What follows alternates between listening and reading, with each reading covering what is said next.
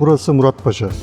Yaşamak için seçtiğimiz, sevdiklerimizle paylaştığımız, geçmişimizin izlerini taşıyan kadim bir şehir.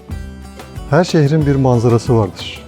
Bu manzaraya kaygıyla değil, umutla, güvenle ve huzurla bakmak senin hakkın. Hayatını kolaylaştıran, şehrini güzelleştiren, emanetine sahip çıkan bir belediyecilik senin hakkın. Oyunu aldıktan sonra sana sırtını dönen değil, iş başına geldiğinde seninle sırt sırta veren bir yönetim senin hakkın. Yapılıp bozulan kaldırımlara harcanan para senin. İhalenin kime nasıl verildiğini bilmek senin hakkın. İşinden tırnağından arttırdığın, evladının rızkından kıstığın vergilerin bir kuruşunu bile israf etmeyecek bir anlayış senin hakkın.